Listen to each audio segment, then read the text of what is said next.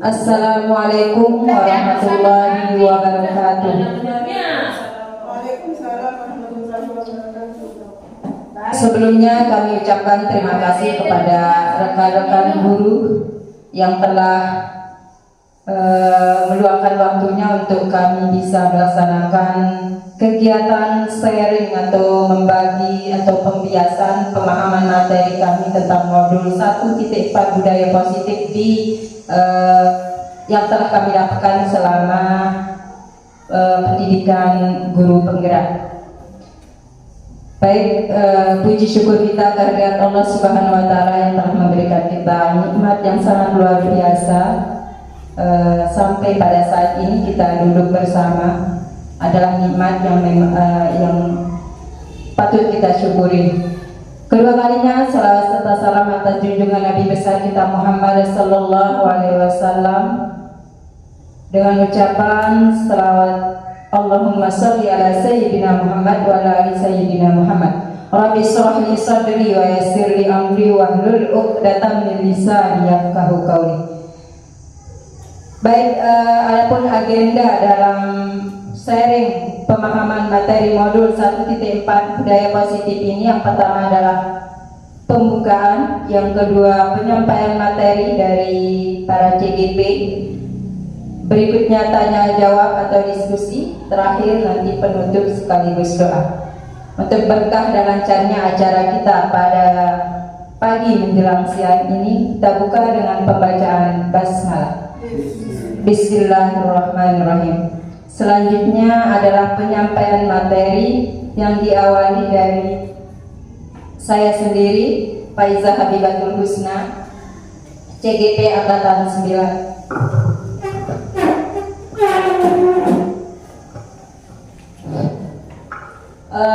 Sebelum saya melanjutkan ke materi, pada modul 1.4 ini dijelaskan tentang budaya positif, di mana adalah kaitannya dalam pembelajaran yang akan datang. Hal ini bisa diterapkan di sekolah karena akan ini adalah budaya positif, artinya bahwasanya kegiatan atau budaya-budaya yang ada di sekolah ini bisa kita terapkan. Berikut adalah adapun materi. Kami akan menjelaskan poin-poinnya saja. Mungkin lebih detailnya nanti pada diskusi. Izin tiang mulai.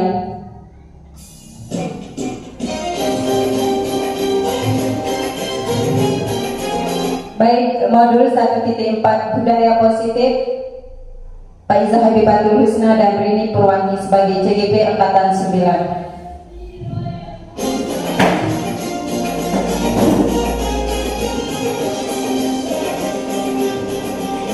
Pada materi modul budaya positif ini ada 6 bagian materi yang kami dapatkan di sana. Yang pertama tentang disiplin positif dan nilai-nilai kebajikan universal. Kemudian berikutnya ada teori motivasi, hukuman dan penghargaan. Selanjutnya ada keyakinan kelas, kebutuhan dasar manusia, 5 posisi kontrol, dan segitiga restitusi. Kami akan berbagi dengan Ibu Guru Rini-nya nanti. Yang pertama tentang yang mulai dari disiplin positif dan nilai-nilai kebajikan universal.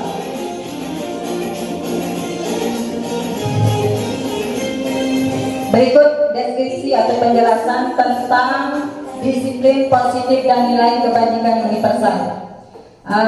Disiplin positif dimaksudkan adalah merupakan belajar kontrol diri dengan menggali potensi kita agar tercapai tujuan mulia, yaitu sesuatu menjadikan seseorang yang kita inginkan berdasarkan nilai-nilai yang kita hargai. Disiplin positif, disiplin merupakan belajar mengontrol diri supaya kebajikan-kebajikan itu tertanam pada diri kita. Bagaimana penerapannya nanti ada teori dan penjelasan berikutnya. Kemudian adapun nilai kebajikan yang dimaksud di sini adalah sifat-sifat positif manusia yang merupakan tujuan mulia yang ingin dicapai setiap individu. Nilai kebajikan artinya sudah jelas, nilai yang positif, nilai yang bagus, nilai yang menjadikan anak itu bersikap atau berbudaya yang baik-baik di sekolah maupun penerapannya nanti di luar sekolah, di masyarakat maksudnya. Itu sekilas tentang. Berikutnya teori motivasi, hukuman, dan penghargaan. Di teori motivasi bahwa dijelaskan teori motivasi itu tujuannya adalah untuk menghindari hukuman, kemudian untuk mendapatkan imbalan, yang berikutnya untuk menghargai diri sendiri. Motivasi itu untuk menghindari hukuman. Kebiasaan kita selama ini rata-rata cara kita membimbing anak, menuntun anak itu rata-rata kita sempat melaksanakan proses menghukum. Nah, di materi budaya positif ini kita diminta bagaimana cara kita menuntun anak supaya dia mampu sadar diri bahwa yang akan dilakukannya itu adalah dari dirinya, bukan paksaan, bukan hukuman. Itu. Kemudian teori penghargaan. Yang pertama ada pengaruh jangka pendek dan jangka panjang. Itu ada teori penghargaan. Kemudian penghargaan tidak efektif, penghargaan merusak hubungan, penghargaan mengurangi ketepatan, menurunkan kualitas, mematikan kreativitas, dan menghukum. Teori penghargaan ini maksudnya ketika kita meminta anak misalnya memberikan hadiah ketika dia mendapatkan juara atau ketika dia mendapat menjawab hal yang benar, misalnya di reward kayak reward gitu, itu bisa mengakibatkan anak akan senang, anak akan bahagia, tapi jangka pendek.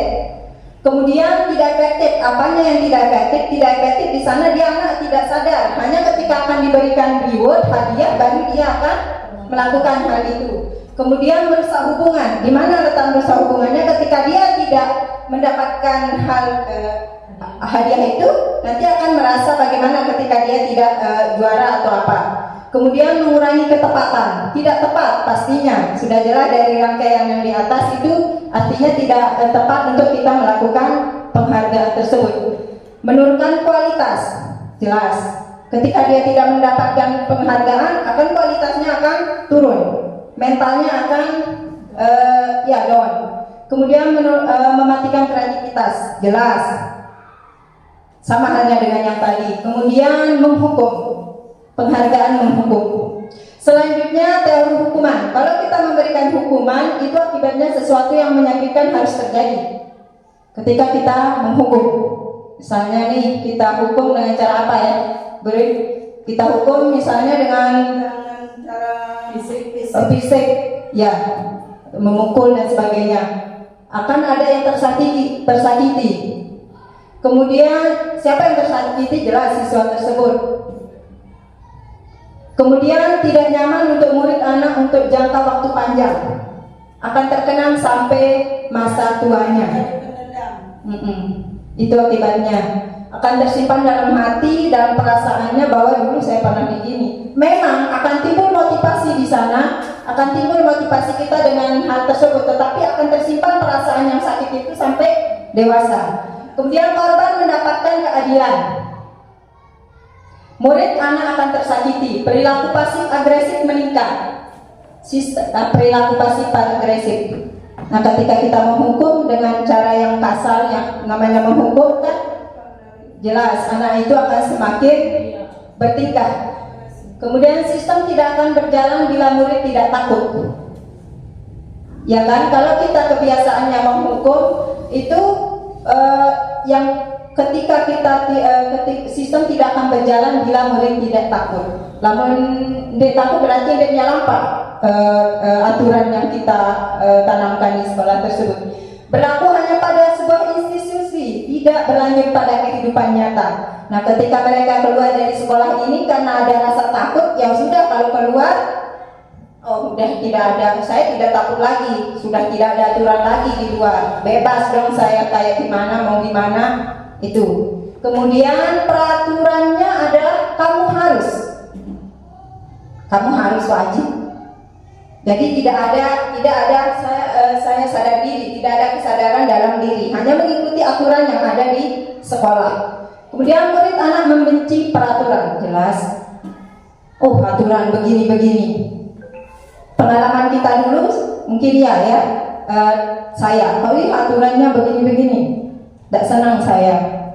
Akan muncul hal-hal seperti itu. Akhirnya anak akan tidak sadar, tidak dari dalam dirinya, tidak dari hati menggawin.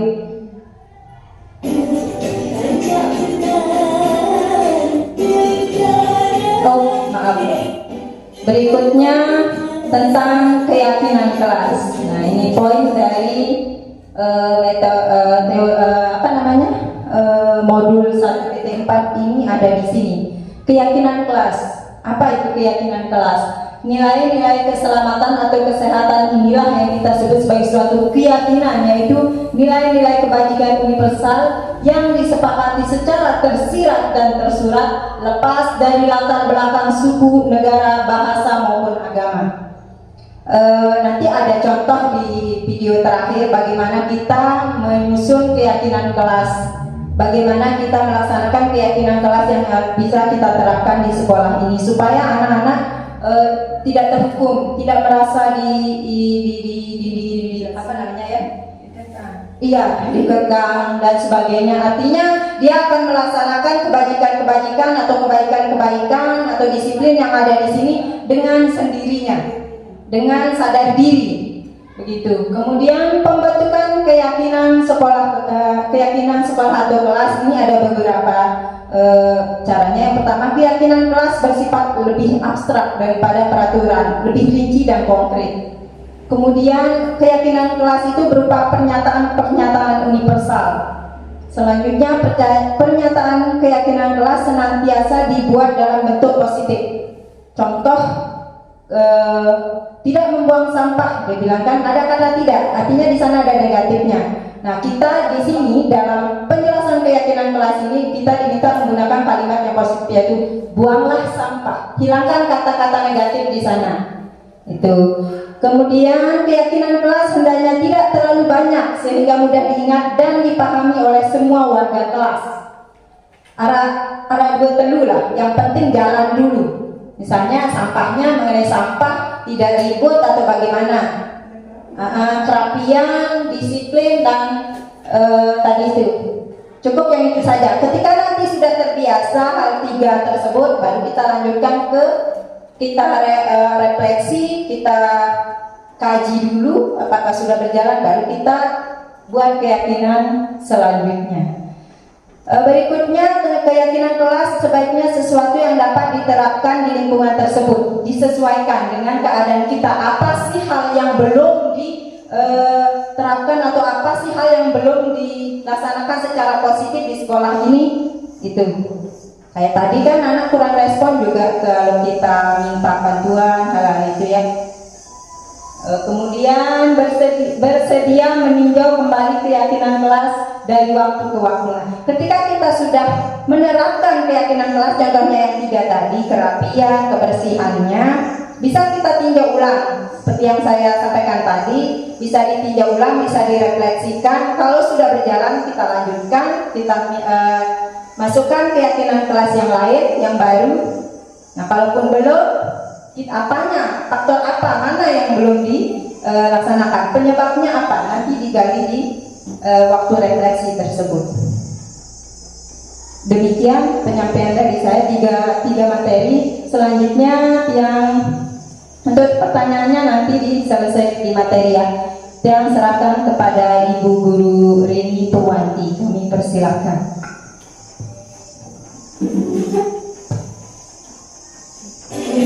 Baiklah, Assalamualaikum warahmatullahi wabarakatuh. Yang terhormat Ibu Kepala Sekolah SDN Pemotoh Barat, yang terhormat Bapak Ibu Guru SDN Pemotoh Barat yang berbahagia. Alhamdulillah pada kegiatan hari ini kita masih diberikan kesehatan untuk melaksanakan kegiatan sharing budaya positif di sekolah kita ya, atau pemahaman tentang budaya positif yang akan kita praktikkan di sekolah kita. Dan kami CGP Angkatan 9 ini tidak hanya untuk memenuhi tugas kami saja, tapi di sini pemaparan kami tentang bagaimana kita semua memahami tentang budaya positif yang akan kita praktikkan di sekolah kita nanti. Dan sebenarnya Bapak Ibu ya, kita sudah melaksanakan budaya positif ini, tapi supaya lebih pemahaman kami atau ilmu yang kami dapatkan di pendidikan CGP ini, kami sharing supaya budaya positif yang sudah ada di sekolah kita ini semakin kita terapkan atau kita kembangkan, supaya nilai-nilai kebajikan untuk kita, untuk anak didik kita bisa dibawa di dalam sekolah maupun di masyarakat nanti. Baik, untuk saya akan lanjutkan, tapi sebelumnya mana semangatnya Bapak Ibu? Masih ada semangat? Masih ada semangat Bapak Ibu? Oke. Untuk menambah lebih semangatnya, bagaimana kalau kita yel-yelan dulu ya? Ya. Oke. STM Pemotong Barat. Hatimu, pikiranmu, fresh. Yes. Oke. Terima kasih Bapak Ibu ya. Sama-sama Bu. Oke, sekarang saya akan melanjutkan pemaparan materi dari kebutuhan dasar manusia. Sebelumnya tadi rekan CGP kami sudah menyampaikan pemaparannya dari materi 1-4 yang 1, 2, 3. Sekarang saya lanjutkan ke bagian yang keempat ya, yaitu kebutuhan dasar manusia. Di sini ada 5 kebutuhan dasar manusia ya Bapak Ibu. Yang pertama, kebutuhan untuk bertahan hidup. Yang kedua, kebutuhan kasih sayang dan merasa diterima. Yang ketiga, kebebasan. Yang keempat, kesenangan. Dan yang kelima, penguasaan. Nah, perlu kita ingat ya Bapak Ibu, kebutuhan dasar ini tidak hanya untuk anak kecil atau murid saja, tapi untuk kita yang sudah dewasa ya. Kita juga sebagai pendidik punya kebutuhan khusus. Jadi kita tidak usah heran ya Bapak Ibu, seperti filosofi Ki Hajar Dewantara, yaitu di sana proses menuntun. Di sini tugas kita yaitu menuntun anak itu untuk memenuhi kebutuhan dasar tersebut. Jadi jangan kita heran kalau anak itu sering berbuat kasus atau ada kasus-kasus yang kita hadapi di dalam kelas, dan sering juga kita sharing tentang masalah itu Ibu Bapak. Di sini yang kebutuhan untuk bertahan hidup ya, ini secara keseluruhannya untuk kebutuhan bertahan hidup ini ada kebutuhan dari lahir maupun batin di sini. Ini yang merangkum semuanya, sehingga seperti itulah lingkarannya. Kasih sayang dan merasa diterima. Misalnya anak kita yang kita hadapi di dalam kelas, kita jangan hanya sebagai penghukum saja di sini ya. Kita harus memahami apa yang mereka butuhkan atau apa yang mereka hadapi. Jadi di sini kita benar-benar sebagai penuntun atau pembimbing, dan jangan sebagai penghardik atau penghukum. Kita harus tahu latar belakang apa mengapa anak itu berbuat seperti itu. Mungkin di lingkungan rumahnya atau di lingkungan sekolah mereka kurang kasih sayang dan merasa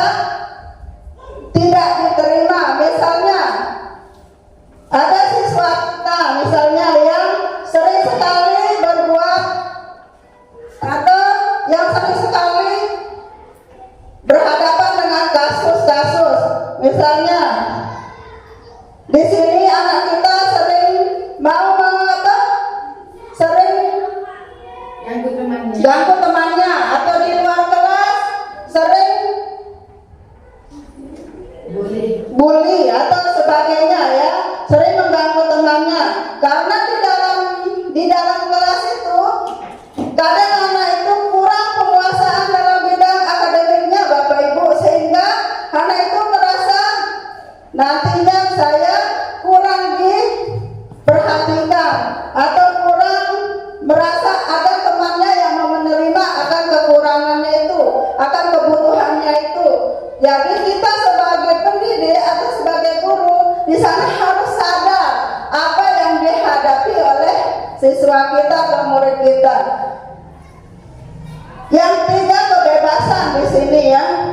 Kebutuhan dalam kebebasan bukan berarti kita harus membebaskan anak itu dalam segala hal. Di sini kebutuhan kebebasan maksudnya di sini mereka bebas menentukan bagaimana proses pembelajaran yang mereka inginkan. Tidak hanya kita sebagai guru yang menentukan hal itu, kita hendaknya bertanya kepada siswa kita, bagaimana proses belajar yang bagaimana yang kamu inginkan seperti itu, atau metode atau model pembelajaran yang bagaimana supaya meningkatkan minat atau kreativitas anak di dalam kelas. Itu untuk kebutuhan kebebasan untuk memilih maksudnya ya. Yang selanjutnya, kesenangan.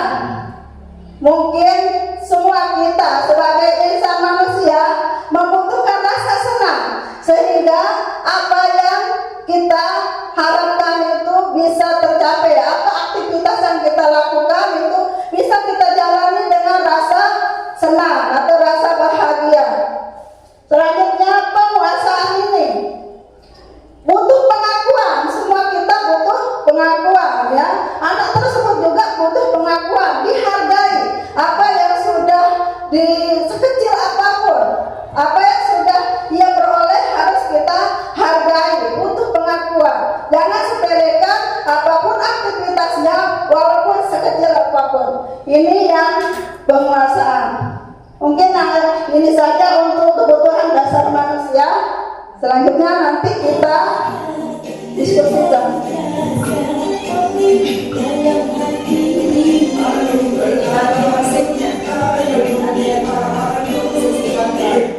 Oke, selanjutnya materi yang kelima yaitu posisi kontrol.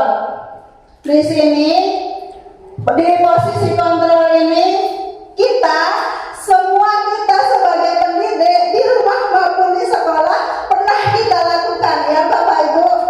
Yang pertama sebagai penghukum, yang paling sering kita lakukan adalah diri saya juga, saya akui sebagai posisi sebagai penghukum. Kita sering tanpa alasan tiba-tiba sering merasa kesal dengan perbuatan atau sikap anak yang kadang-kadang sehari-hari seperti itu, tapi kadang tidak bisa berubah. Itu sering kita merasa kesal kan, semua kita di rumah maupun di sekolah sering kita laksanakan itu Bapak Ibu. Sekarang baru kita sadar bahwa posisi penghukum ini tidak dianjurkan ya, sangat-sangat posisi identitas yang sangat gagal untuk menanamkan bimbingan atau tuntunan untuk anak-anak kita. Misalnya contohnya di sini untuk nanti sekalian ya maaf Bapak Ibu. Yang kedua untuk posisi pembuat rasa bersalah. Di sini juga kita sering menghadapkan anak itu dalam posisi sering merasa bersalah. Misalnya jangan kecewakan ibu guru atau seharusnya nanti kalau orang tua kalian tahu bagaimana. Itu kan anak kadang merasa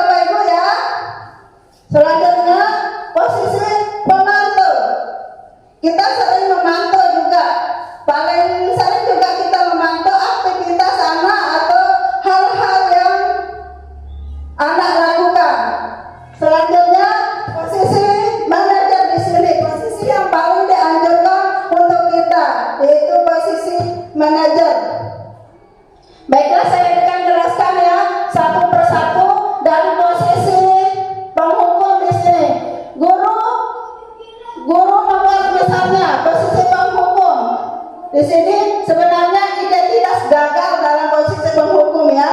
Misalnya kalimatnya menghardik. Misalnya sini, Budi, sini kamu. Ini secara tiba-tiba ya. Awas ya, gitu sih, seperti itu. Kadang seperti menyakiti, kita jewer anak itu. Tiba-tiba secara tiba-tiba karena rasa kesal. Ya spontanitas ini. Secara yang jelas posisi penghukum itu secara langsung, secara tiba-tiba tidak terencana, Bapak Ibu. Terus kemudian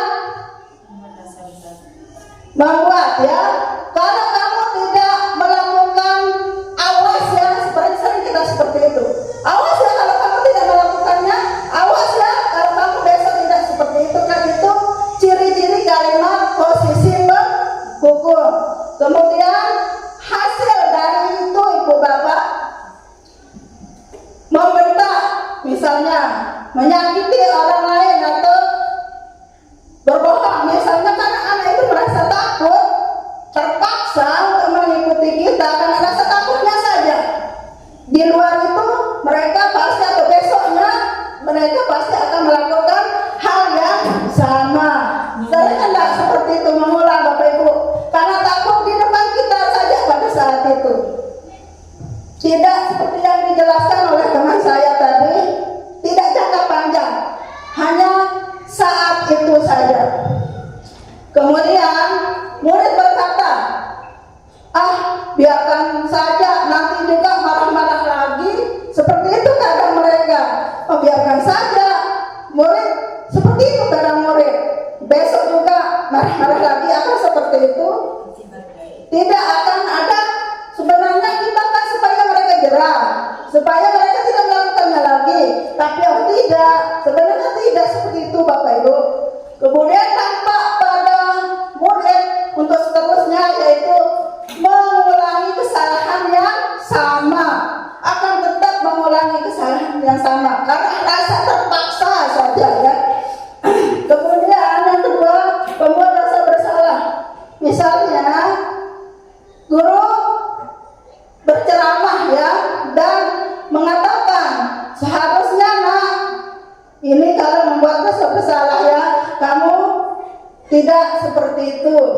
Atau ibu kecewa loh nak, itu membuatkan anak itu akan berpikir, akan tetap memikirkan apa yang disampaikan oleh ibu gurunya. Atau bisa jadi juga nanti, bagaimana kalau orang tua kamu tahu? Apa kamu tidak malu? Seperti itu kalau membuat murid itu merasa bersalah. Kemudian di sini hasilnya ya. Di sini guru berkata, kamu seharusnya, kamu sudah tahu ibu lelah sekali, mengatakan ibu stres, gitu, sering seperti itu. Hasilnya di sini menyembunyikan, menyakitkan, berbohong, sama hasilnya. Kemudian ibu berkata, murid berkata, maafkan saya Bu, maafkan saya Pak, saya tidak akan mengulanginya lagi. Itu karena murid merasa kita buat merasa bersalah. Dampaknya pada murid masalah rendah hati ya, karena kita sudah mengatakan seperti itu, jadi murid akan kepikiran. Selanjutnya yang posisi sebagai teman. Di sini guru berkata, membuat alasan-alasan untuk muridnya. Misalnya, ayolah lakukan demi ibu. Itu sambil kita urus biasanya ya, kalau posisi kita sebagai teman. Sering tak ibu bapak melakukan seperti itu? Ayolah nak, bantu ibu nanti seperti itu. Nanti ibu juga akan bantu. Sering tak bapak ibu seperti itu? Sering. Berarti kita juga sering memposisikan diri kita sebagai teman. Yang selanjutnya pemantau di sini. Misalnya menghitung dan mengukur apa peraturannya, itu sebagai pemantau ya, terus menyesuaikan diri bila diawasi. Anak itu hanya misalnya kita awasi saja tempatnya bagus, selanjutnya saat kita tinggalkan sudah saling cubit, sudah saling senggol, banyak sekali. Itu kalau memposisikan diri kita sebagai pemantau atau pengawas. Ya Bapak Ibu, ini juga tidak efektif sebenarnya. Yang terakhir ini yang dianjurkan ya, kita memposisikan diri kita sebagai manajer.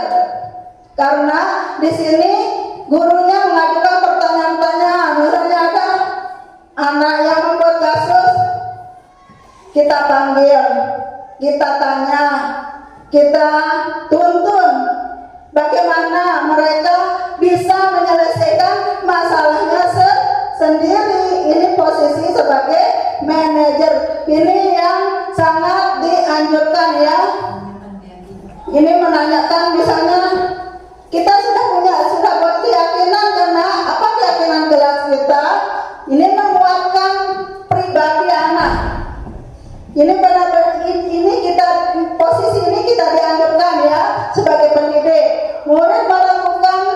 Murid meletakkan diri sebagai individu yang positif dalam dunia berkualitas. Jadi kalau seperti ini kita tanya anak itu, kita panggil bagus-bagus, kita dudukkan, apa masalahnya nak? Kita tanya, terus apa alasannya? Kemudian bagaimana jalan keluarnya? Di sana kan anak itu akan dengan sendirinya bisa mengontrol diri. Karena di sini Bapak Ibu sebenarnya tidak bisa kita mengontrol orang lain. Kita sendiri saja yang bisa mengontrol diri kita. Ya, kita tidak bisa mengontrol orang lain, begitu juga dengan anak. Hanya anak itu bisa mengontrol dirinya sendiri. Mungkin itu saja untuk posisi kontrol. Nanti kita lanjutkan dengan diskusi.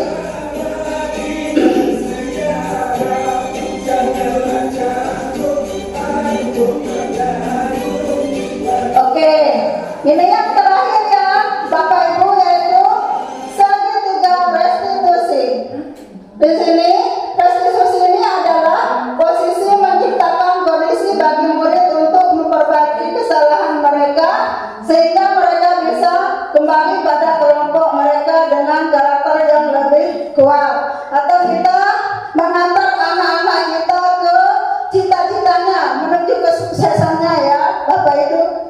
Di sini untuk segitiga restitusi. Di sini ada tahapan dan segitiga restitusi. Yang pertama, menstabilkan identitas, validasi tindakannya yang salah ya. Yang ketiga, menayangkan keyakinan kelas. Selanjutnya,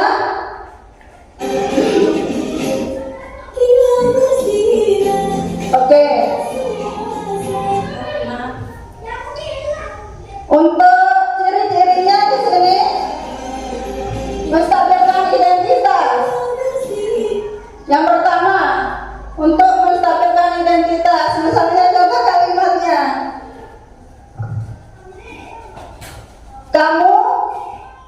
kita semua pernah berbuat salah, termasuk kamu berbuat salah ya nak, atau kamu melakukan kesalahan. Semua manusia pernah melakukan kesalahan seperti itu. Misalnya kita panggil anak ini, terus kita tanya, misalnya karena kasus terlambat.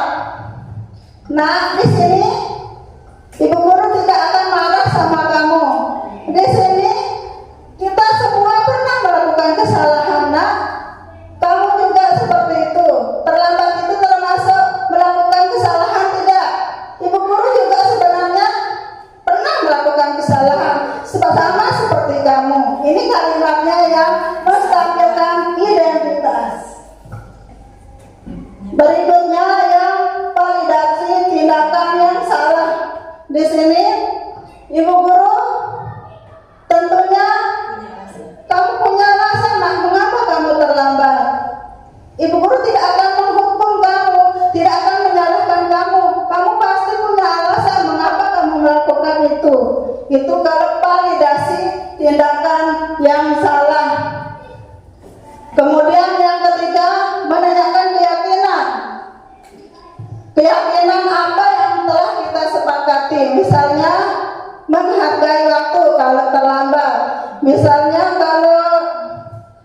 keyakinan tidak rapi misalnya, atau tidak menggunakan sepatu, tentunya di sana nanti menghargai diri ya, menghargai diri bagaimana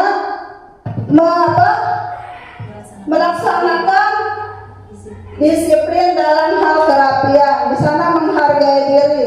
Kalau tadi yang terlambat itu menghargai waktu, misalnya kalau mencontek di sana tentunya kejujuran ya, bagaimana tindakan kejujuran, misalnya membuang sampah sembarangan di sana kasusnya, atau tidak mau mengikuti piket. Biasanya laki-laki ya, siswa kita yang laki-laki tidak mau mengikuti piket atau tidak mau sepakat.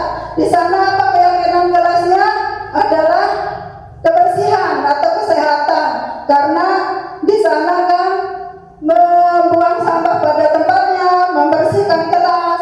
Jadi di sana keyakinan kelasnya yaitu kebersihan dan kesehatan. Itu untuk keyakinan kelasnya. Jadi di sini untuk keyakinan kelasnya kita harus sudah mensepakati ya Bapak Ibu dengan siswa kita. Jangan terlalu banyak, mana yang sesuai dengan kemampuannya, peraturan yang mana yang mudah diingat, dan dasar-dasar saja nanti kita akan tambah. Mungkin itu saja untuk segitiga restitusi. Ciri-cirinya, ciri-cirinya di sini. Yang pertama, bukan untuk menebus kesalahan, namun untuk belajar dari kesalahan, yaitu ciri-cirinya. Yang kedua, memperbaiki hubungan antara kita dengan anak itu. Hubungan kita harus kita perbaiki dari dasarnya hingga akhir hayatnya kita bisa diingat.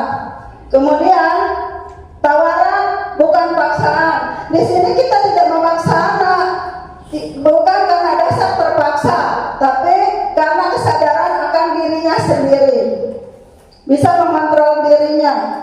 Selanjutnya, restitusi menuntun untuk melihat ke dalam diri.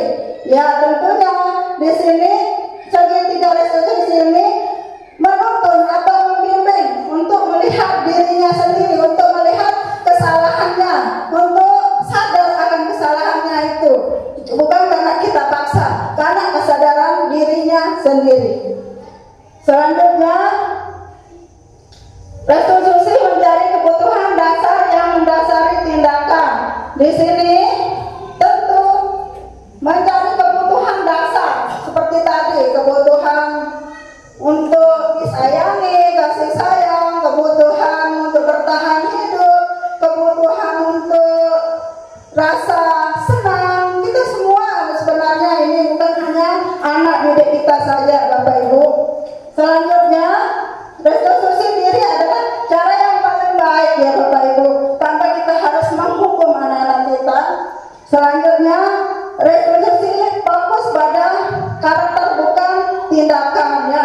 Yang kita lihat karena satu kelas saja anak-anak kita tidak satu karakter Bapak Ibu. Kita harus sadar akan berbeda-beda atau dengan karakter yang berbeda-beda, dari minat, kemampuan, latar belakang dan sebagainya.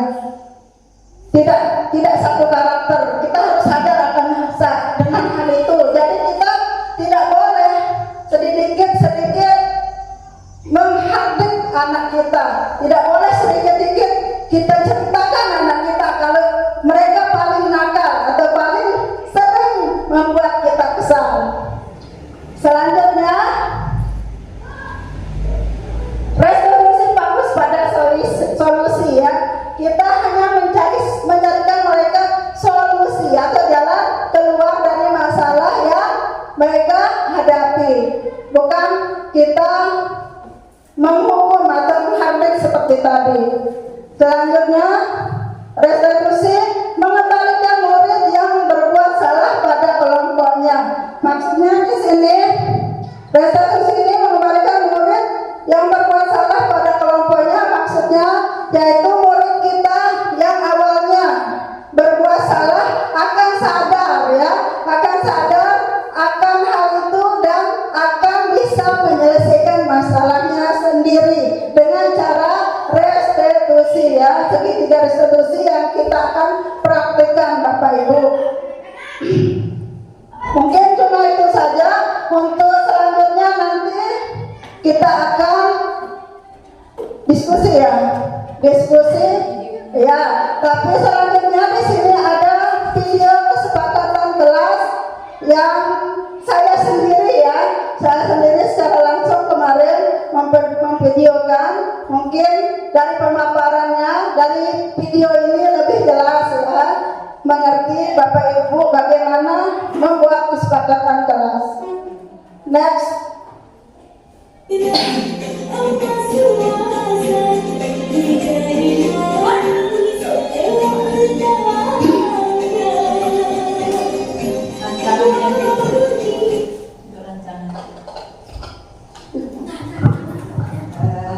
Kembali ke tiang nih, penerapan dari modul 1.4 ini kita sudah aksi nyatakan dengan rancangan sebagai berikut. Rancangan tindakan aksi nyata dari modul budaya positif ini terutama pada keyakinan kelasnya. Adapun latar belakangnya sebenarnya adalah dari pemikiran filosofi Ki Hajar Dewantara yang meminta kita sebagai pendidik untuk bisa menuntun anak-anak didik kita ini supaya menjadi anak yang bahagia, yang selamat. Bagaimana caranya? Ya salah satu caranya adalah menerapkan budaya positif ini ke sekolah kita masing-masing, terutama kita yang sudah melaksanakan kegiatan pendidikan guru penggerak ini. Ini sebenarnya latar belakangnya. Dari modul-modul yang kami pelajari sebenarnya merujuk pada pemikiran filosofi Ki Hajar Dewantara atau KHD. Itu yang meminta kita untuk supaya anak-anak kita bahagia, tidak ada paksaan selama mereka proses pembelajarannya. Ya, yang tadi dijelaskan bahwa intinya bagaimana cara kita supaya anak didik kita terpenuhi kebutuhan dasar yang 5 tadi dengan cara, salah satunya dengan cara melaksanakan keyakinan kelas itu. Kemudian ada restitusi untuk ketika ada anak bermasalah, ada segitiga restitusi tadi, langkah-langkah kita untuk menyelesaikan seandainya ada anak yang memiliki masalah atau ada yang berbuat kesalahan. Sebenarnya tidak ada yang salah, cuma mungkin anak itu kurang bimbingan, ada hal-hal tertentu. Makanya di segitiga restitusi tersebut ada tata cara supaya anak itu sadar diri bahwa hal tersebut tidaklah layak untuk dilakukan. Begitu. Baik, adapun latar belakang dari rancangan tindakan aksi nyata yang kami lakukan itu adalah tadi sudah saya sebutkan berdasarkan pemikiran filosofi KHD. Kemudian ada tujuannya. Adapun tujuannya adalah untuk mewujudkan merdeka belajar anak-anak supaya senang, supaya kebutuhan dasarnya terpenuhi, itu tujuannya. Kemudian tolak ukurnya adalah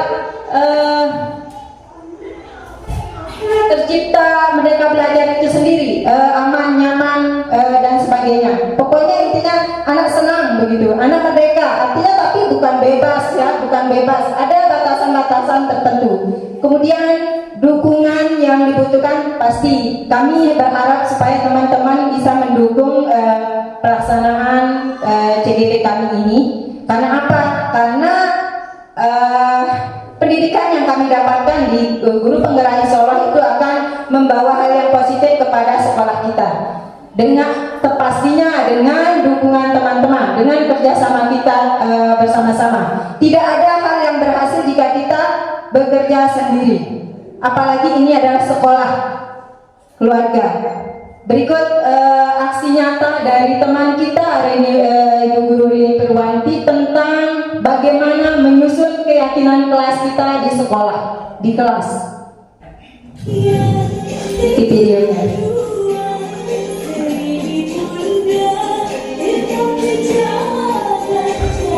Kemarin ini adalah foto bersama kita tentang perizinannya. Berikut ya videonya, bisa dinikmati, ditonton aksinya teman kita.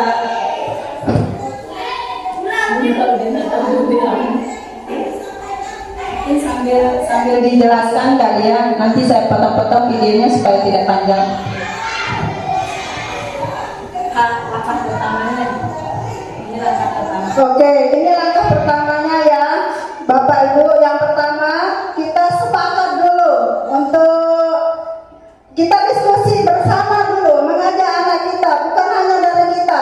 Tentunya kita harus menanyakan anak-anak kita peraturan yang mana yang dahulu dasarnya untuk mereka bisa ikuti atau mereka bisa disiplin atau taati.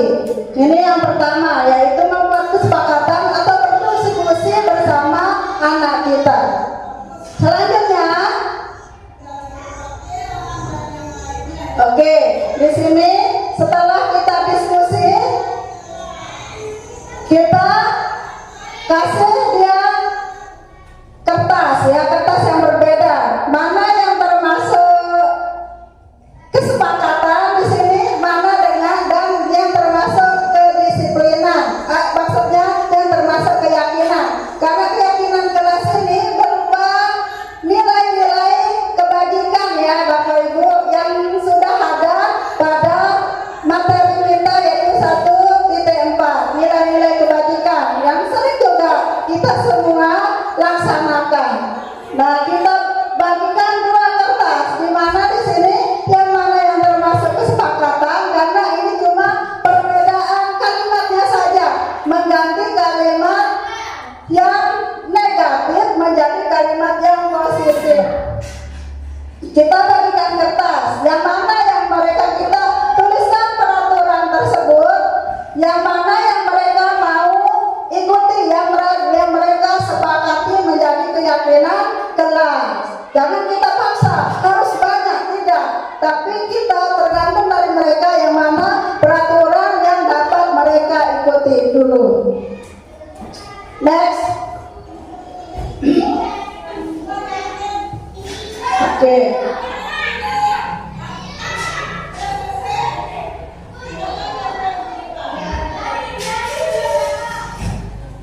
Nah, ini aktivitas mereka menulis setelah sama-sama kita diskusikan peraturan atau keyakinan kelas yang akan menjadi peraturan keyakinan kelas mereka.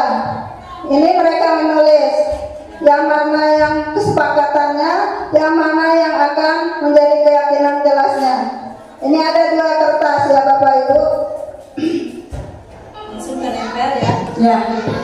Nah, setelah selesai mereka tulis kesepakatan dengan keyakinan yang mereka sanggup akan ikuti, mereka akan tempel kertas tersebut. Tuh.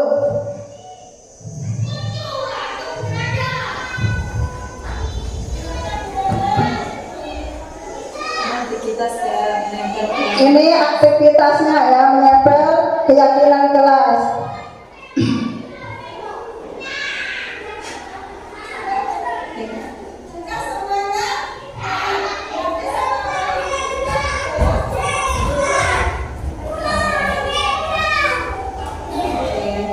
Oke, next. Nah, setelah semuanya ditempel, nah kita buatlah ini belum permanen Bapak Ibu ya, karena ini sifatnya kemarin kita mengawali materi yang sudah kita dapat di CGP kita ini. Jadi kini awalnya saja, belum bentuknya permanen, tapi tidak apa-apa.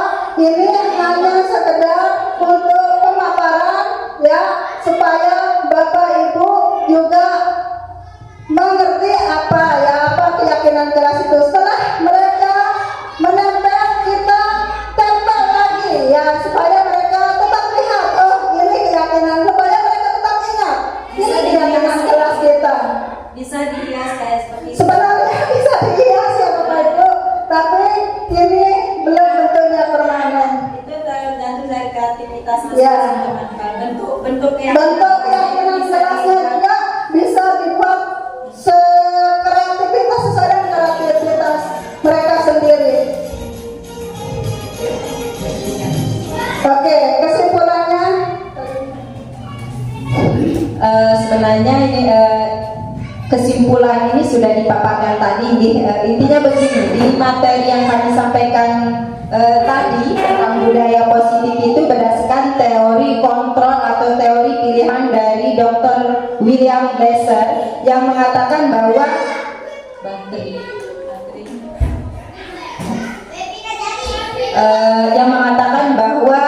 Anda tidak bisa mengontrol orang lain, hanya Anda yang bisa mengontrol diri sendiri.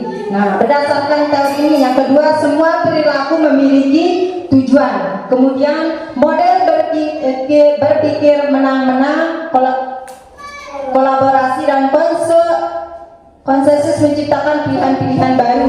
Kemudian realitas kebutuhan kita berbeda, kita berusaha memahami pandangan orang lain tentang dunia. Setiap orang memiliki gambaran yang berbeda.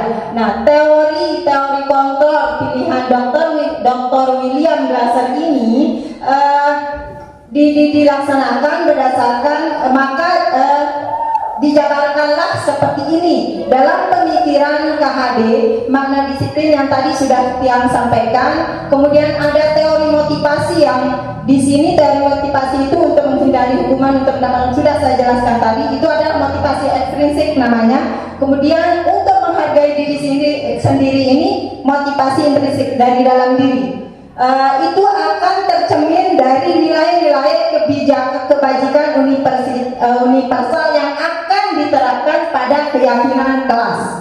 Kemudian 5 posisi kontrol, penghukum, pembuat rasa bersalah, teman, pemantau, manajer, itu adalah cara kita sebagai pendidik untuk bisa kita terapkan pelaksanaan keyakinan kelas yang tadi, di mana kita dianjurkan untuk melaksanakan manajer ini karena sudah berdasarkan pengalaman yang sudah dilaksanakan, itu adalah manajer ini yang paling bisa menciptakan budaya positif tersebut untuk mencapai pemikiran filosofi KHD untuk mendidik anak supaya menjadi selamat dan bahagia.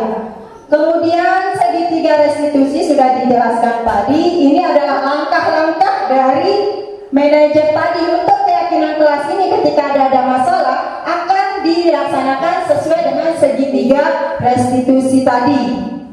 Sebenarnya kita bisa tampilkan videonya ya, langkah-langkah. Ada kalimat-kalimat khusus untuk bisa kita laksanakan segitiga restitusi. Kemudian apa tujuan dari semua ini adalah yang ini, kebutuhan dasar manusia. Dengan pelaksanaan restitusi keyakinan kelas, intinya adalah insya Allah kebutuhan dasar manusia untuk bertahan hidup, rasa penguasaan, di sana kasih sayang dan rasa diterima, kesenangan dan kebebasan itu bisa terpenuhi. Baik kita sebenarnya, terutama yang mendasar adalah untuk anak didik kita. Dengan pelaksanaan yang ini semua, itu kebutuhan dasar yang ini akan insya Allah akan terpenuhi. Tetapi tidak mudah. Memang sangat tidak mudah tapi ini adalah proses. Bagaimana supaya kita belajar dari dari awal kita mencoba menerapkan hal ini. Terutama kita posisikan diri kita sebagai manajer. Kalaupun hal manajer ini seperti yang tanyakan pada instruktur kami kemarin waktu elaborasi pemahaman, ketika kita belum mampu memenuhi manajer, ada hal tidak mungkin, pasti ada tantangan, pasti ada kendala. Bisa kita kembalikan diri kepada pemantau, sementara kita menuju ke manajer. Itu saja sih. Intinya begini, penerapan budaya positif ini tidak sangat membutuhkan waktu yang lama. Tetapi kalau kita tidak laksanakan, maka kita tidak akan berhasil. Bisa jadi kita tidak bisa berhasil untuk menuntun anak menjadi anak yang bahagia, selamat dan bahagia. Demikian presentasi dari kami tentang materi budaya positif. Kami lanjutkan ke sesi berikutnya, yaitu diskusi atau tanya jawab. Bagi rekan-rekan yang ingin bertanya atau menyampaikan pendapat atau tanggapan, kami persilahkan. Silakan. dari Ibu Guru Rohaini mungkin, ya, Abang Guru Eka, Ari Guru Rohadi, Ari Nanang, Ibu Guru Ros, Ibu Guru Yuli, Bu Milkita. Silakan, mungkin ada pertanyaan. Masuk ke diskusi. Terima kasih untuk saya persepsi ya untuk kegiatan hari ini, mudah-mudahan memberikan efek yang positif untuk sekolah kita ke depannya. Berangkat dari dalam CGP ini tadi saya simpulkan intinya berpihak kepada siswa. Semua kegiatan berpihak kepada siswa yang dirangkai dalam teori motivasi hukum dan penghargaan. Nah, di sini juga ada kebutuhan dasar manusia, ada 5. Saya mau angkat yang di kelas 1, Ibu boleh ya? Boleh yang di kelas 1. Saya ambil poin yang nomor 2 dari kebutuhan dasar manusia. Kasih sayang dan merasa ingin diterima. Ya, di sini kan fase anak-anak kita dari kelas 1 sampai kelas 6 kan beda-beda, emosinya berbeda. Nah, emosinya berbeda. Gaya kita dalam menyikapi masalahnya juga berbeda. Terlebih dari ini sering saya lakukan apabila anak-anak yang di kelas 1 melakukan kesalahan, saya hukum. Terima kasih tadi ilmunya, saya hukum dengan cara nada yang lebih keras. Saya ambil kalaupun 2-3 kali juga tidak, saya ambil sapu pek, saya kepek juga Ibu, saya tidak memungkiri hal itu. Nah, di sini efeknya setelah 2-3 bulan cenderung anak itu mematuhi saya saat melihat. Nah, saya pikir-pikir, saya dekati, mungkin masuk ke dalam kasih sayang lagi. Di sini kan ada kasih sayang juga kan. Saya balikan diri saya, mungkin anak-anak ini saya lihat ada yang ibu bapaknya mungkin broken. Saya ibaratkan diri seperti ibu. Lama-kelamaan proses seperti ini berhasil tapi kurang tepat juga. Karena mereka merasa, oh saya dikamun, aku lebih dikamun, lebih dimanja, akhirnya abot melakukan tugas. Nah, inti dari pertanyaan saya di sini, Ibu, Bapak, apa estimasi atau jalan dan langkah-langkah yang bisa kita lakukan untuk, kan dasarnya di sini kan kelas 1 dulu.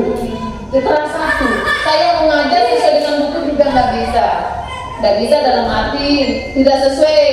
Harus saya, karena tak ada yang bisa baca. Intinya ada 1 yang bisa baca di kelas 1 di sana, yang lainnya itu masih mengeja-mengeja. Jadi cara saya mengajar itu lebih ke ibu-ibu, keibuan, maraina wani inting di sana. Kalau saya terus seperti itu, kedepannya dia akan jalan di tempat. Nah, resolusinya bagaimana? Mungkin ada gebrakan atau tips-tips tersendiri dari ibu-ibu CGP. Ini yang fase kelas 1, yang kelas 1 yang masih membutuhkan kasih sayang. Adakah yang bisa kita lakukan lebih-lebih ini untuk membuat anak lebih termotivasi dalam literasi membacanya? Saya juga selaku guru juga ini di sini. Seandainya saya lagi moodnya saya itu seperti bilang tadi, senang, gembira. Guru juga itu harus gembira. Di saat saya tidak mood, goyah, seperti itu Ibu. Itu yang saya maksud di sini. Bagaimana caranya kita meminimalisir mood kita juga sebagai seorang guru, moodnya kita. Bagaimana keadaan yang di rumah kita tidak bawa ke sekolah, karena kita tidak munafik. Sebagai manusia yang punya emosi, kalau kita punya masalah otomatis, oh jangan bawa masalah ke sekolah, nggak bisa. Karena jiwa raga kita itu nyatu, nggak bisa seperti itu. Bagaimana tips-tipsnya kita supaya menjadi lebih legowo kepada anak? Karena ini tidak main-main, 6 bulan loh kita diberikan ilmu. Mungkin ada nanti ke depannya. Saya berharap kegiatan CGP atau guru penggerak ini bisa merubah sekolah kita. Itu harapan saya. Sekian dan terima kasih. Assalamualaikum warahmatullahi wabarakatuh.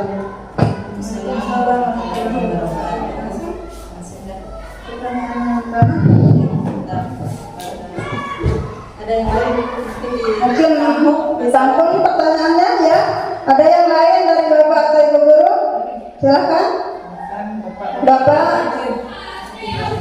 Tidak ada?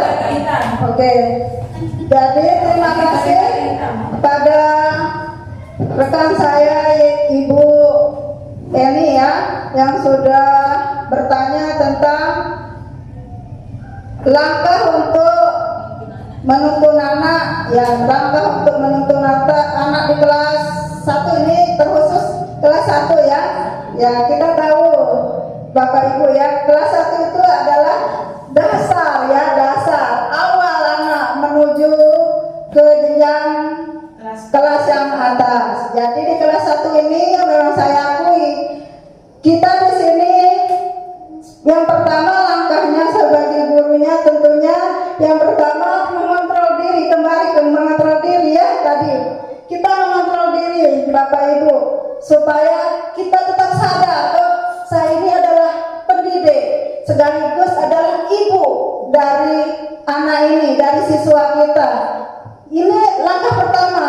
Semua kita harus mengontrol diri. Tidak bisa kita dikontrol oleh orang lain. Kita sendiri yang mengontrol diri. Lalu yang kedua, menurut saya di sini langkahnya itu memberikan motivasi dari diri kita sendiri. Kita tidak bisa mengandalkan teman atau siapa-siapa. Dari diri kita sendiri dulu. Kita harus termotivasi. Nah dari sana kita bisa misalnya rasa ya, di sana kita bisa mengontrol rasa biasa kita manusiawi, ibu bapak atau bapak ibu ya, kita ini kan manusiawi, ada rasa marah, rasa kecewa itu kadang memang ada pada diri kita, tapi dengan mengontrol diri insya Allah kita bisa Bapak Ibu, dengan memotivasi diri kita akan bisa menuntun atau membimbing anak kita menuju yang tadi, untuk keselamatan dan kebahagiaan untuk selanjutnya nanti. Lalu yang kedua, apa pertanyaan yang kedua ini? Masalah yang terbawa ke sekolah, masalah diri. Masalah diri ya. Misalnya dari rumah ya, kita semua pernah mengalaminya Bapak Ibu. Kita dari rumah memang kita kan manusia. Seperti tadi, kebutuhan dasar kita kadang karena itu yang membuat kita sering dihadapkan pada masalah. Karena kebutuhan dasar kita itu pasti ada yang kurang atau tidak terpenuhi ya. Tetap seperti tadi kalau menurut saya ya, supaya kita bisa membimbing anak kita dengan maksimal, menuntun anak kita dengan maksimal, tetap pada koridornya itu kita mengontrol diri atau kita bisa memotivasi diri bahwa saya ini adalah pendidik, saya ini adalah pembimbing, saya ini adalah penuntun, seperti seperti filosofi Ki Hajar Dewantara, yaitu kita memposisikan diri sebagai yang namanya pendidik ini, sebagai ibu iya, sebagai bapak iya, sebagai seperti tadi ya, sebagai manajer ya, sebagai pemantau ya, dan juga pernah sering kali kita memposisikan diri kita sebagai penghukum Bapak Ibu ya.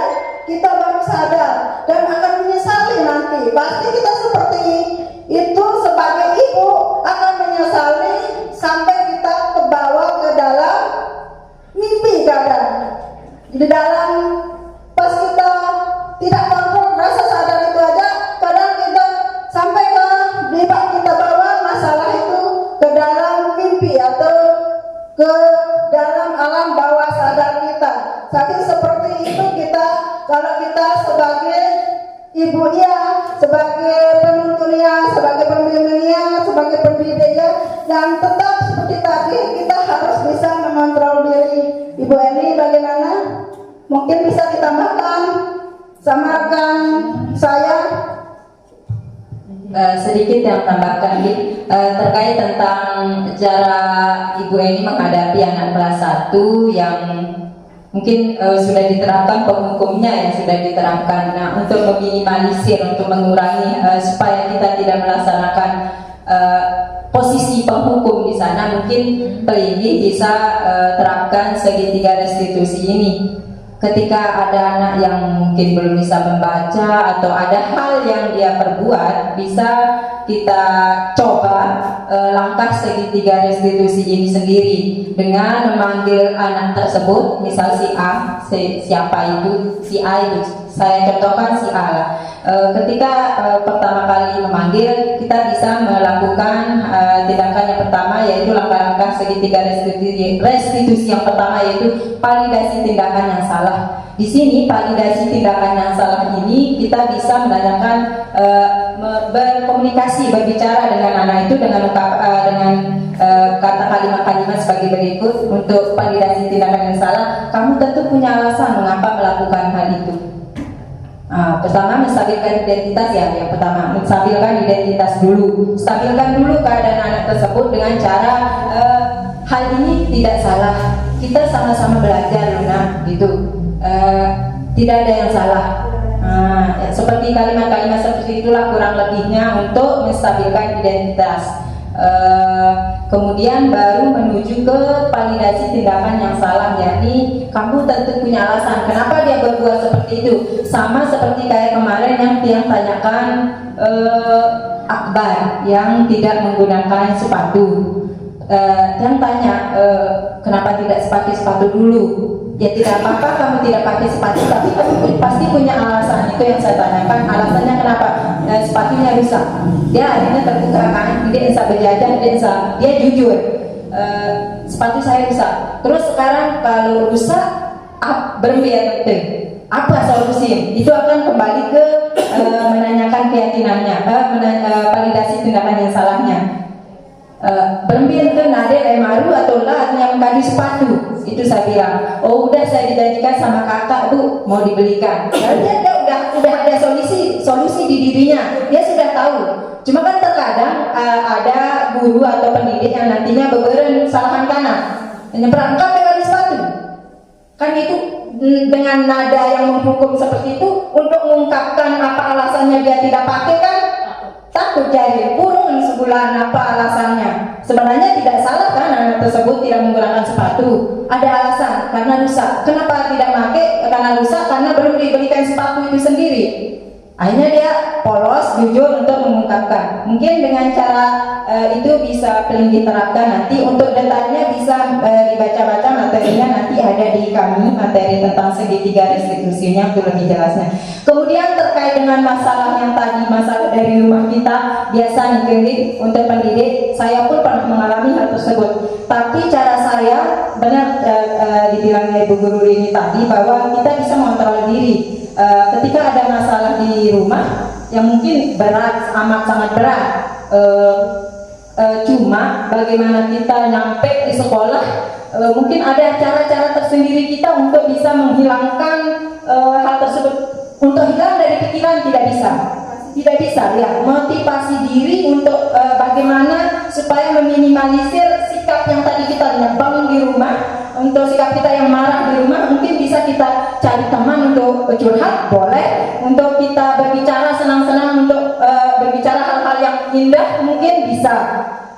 Apalagi ketemu anak-anak kecil yang kelas 1, pastinya akan terlupakan sedikit. Untuk lupa total tidak bisa, karena memori kita akan tersimpan apapun yang pernah kita lakukan. Apalagi sabar lebar atau bersiap misalnya, entah itu dengan suami, dengan tetangga, dengan keluarga, siapapun itu. Mungkin kita bisa intinya di diri kita sendiri. Bagaimana kita supaya demet bertamu gerbang, mulai pasang senyum, mulai pasang mengurangi lah desa. Dengan keadaan di rumah kita marah tadi terbawa ke rumah, insya Allah bisa, yakin.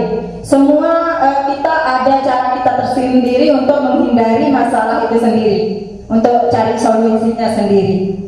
Itu mungkin ya dari kami. Silakan dari Bapak Guru Eka Prawayudin, kami persilakan. Mungkin ada tambahan atau pertanyaan? Mungkin tambahan. Terima kasih atas waktu yang diberikan kepada saya. Saya ingin menekankan di menghukum. Ini kata menghukum seolah-olah dijadikan momok. Tapi kalau menurut pendapat saya, ada kata menghukum juga di situ, tapi yang sifatnya positif. Ada dua di sini kategori menghukum kalau menurut saya, yaitu menurut ada yang positif, ada yang negatif. Karena kenapa? Di dunia ini kita selalu berpatokan ke Al-Quran dan Al-Hadis. Ya. Di Al-Quran saja, di Al-Hadis saja itu jelas mengatakan kalau anak ya tidak mau apa yang dikatakan oleh orang tua, artinya seperti itu, berikanlah sedikit hukuman tetapi yang positif. Nah, baru saya dengar jelas juga di telinga mengatakan itu tidak boleh menghukum. Nah, kalau misalnya kategori tidak boleh menghukum, sekarang sifat, perilaku, tingkah laku siswa, peserta didik kita atau anak didik kita, ya, kita bebaskan dalam artian jangankan tidak menghardik saja, itu tidak boleh. Sama artinya begini, kalau seperti itu, sama artinya kita datang ke sekolah saja, itu anak pasti berpikir ada suatu sedikit keterpaksaan di situ. Ya, kalau kita melihat dari apa yang ibu-ibu tadi sampaikan kepada kami, mereka datang ke sekolah saja hari Senin, oh besok hari Senin, itu ada sesuatu keterpaksaan juga. Karena kenapa? Boleh dikatakan ada jadwalnya di situ, hari Senin sampai Sabtu harus masuk sekolah. Ya, wajib masuk sekolah di situ. Kalau kita lihat dari apa yang disampaikan oleh ibu-ibu tadi, nah itu mengenai hukuman. Nah, jadi saya bingung di sini. Apa yang harus saya perbuat? Sehingga saya diam dari tadi. Apa yang harus saya perbuat untuk peserta didik saya sekarang, sehingga saya tidak dikatakan menghukum? Saya masuk ke kelas saja, ya. Ada tak bapak guru yang di situ? Oh, tidak masuk. Anak merasa terbebas apa tidak? Oh, ada. Anak merasa terbebas apa tidak? Ya, misalnya saya masuk ke kelas, apakah itu juga suatu kata menghukum? Karena kenapa? Ya, karena kenapa? Kadang-kadang beberapa siswa juga merasa ada suatu ketakutan di situ. Jangan-jangan PR yang kemarin belum dikumpulkan dan lain sebagainya. Nah, jadi saya bingung dengan kata menghukum apa yang ibu-ibu sampaikan tadi itu.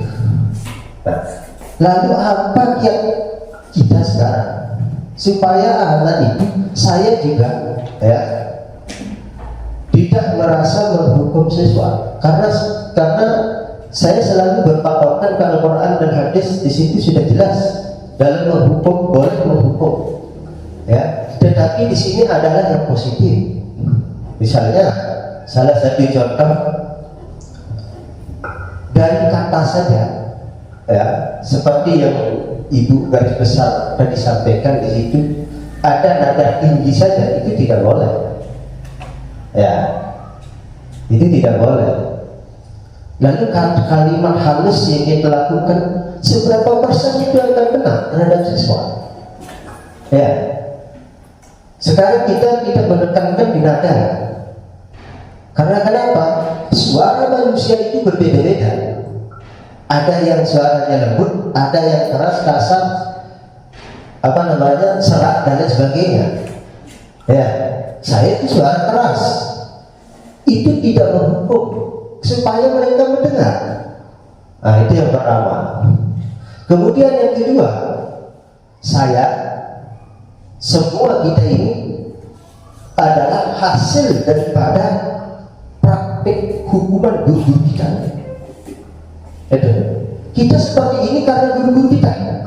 Sering kita dulu dihardik, dipukul dan lain sebagainya, diberikan suatu hukuman di depan teman-temannya, didirikan di situ. hormat bendera, hormat matahari.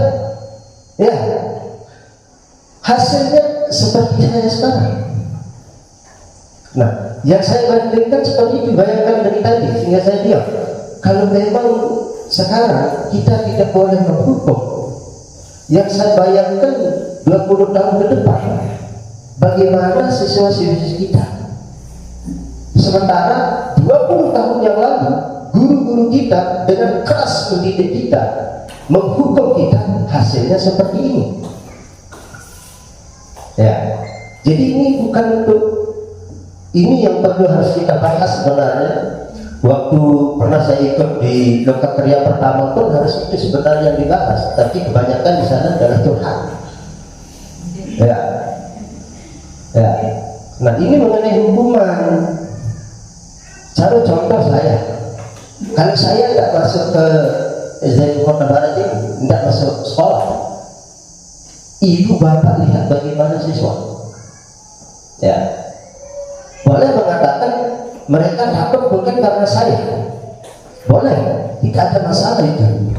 Ya, tetapi di sini itulah cara dan kiat dari masing-masing guru. Nah, kalau kita bebaskan, biarkan mereka. Ya, ini bagaimana besok ke depan? Contohnya, setiap hari siswa berlari, baik itu kita kerasin, artinya berikan hukuman beberapa kali, apalagi kita tidak berikan hukuman yang positif tentunya. Nah, ini yang saya pikirkan aja dari tadi. Itu mengenai hukuman saja, belum yang lain, materi yang lain, nanti terlalu banyak di situ. Ya, ini tentang hukuman saja. Kemudian saya tanggapi sedikit, ya, apa yang disampaikan Ibu Rohayeni tadi, permasalahan keluarga yang dibawa ke sekolah. Nah, setiap manusia hukumnya wajib memiliki masalah, karena itu sudah ada, sudah ditetapkan begitu. Karena kenapa? Kita ini hidup, ya, kita hidup, jadi harus ada masalah di situ. Kalau tidak mau masalah, ya mati saja sekalian. Ya, jadi bukan mempermasalahkan dari rumah dibawa ke sekolah, tidak. Saya yakin semua bapak ibu guru secara bijak itu menyetop itu, seperti yang disampaikan tadi sama Ibu Faiza Handiwatul. Cukup sampai di pintu gerbang sekolah. Saya itu dari rumah itu, kalau ada masalah cukup di pintu gerbang rumah saya, selesai. Ya, baru saya ke sekolah. Nah, justru di sekolah ini ada yang masalah. Itu kebiasaannya seperti itu. Ya, jadi kenapa di situ? Karena tidak adanya suatu insting pengertian di situ. Ya, jadi kita semua di sini adalah satu kolega, ibu-ibu dan lain sebagainya. Ya, itu adalah diri saya, itu adalah jiwa saya. Bukan bukan teman, bukan saudara. Jadi ibu-ibu di sini adalah diri saya, Perhadi juga diri saya. Itu prinsip saya. Ya. Satu kesatuan intinya. Ya, satu kesatuan yang utuh. Apabila satu aja yang luka, apalagi ibu-ibu yang luka, ya, dia akan berhadapan dengan nikah Yudin. Terima kasih. Itu mungkin bukan pertanyaan, itu bukan sanggahan, itu bukan pernyataan dan sebagainya. Cuma yang saya masih pikirkan di sini tentang hukuman yang positif maupun yang negatif terhadap siswa. Ya, itu dulu. Nanti yang karena masih banyak di situ yang harus dibahas sebenarnya. Terima kasih. Ya.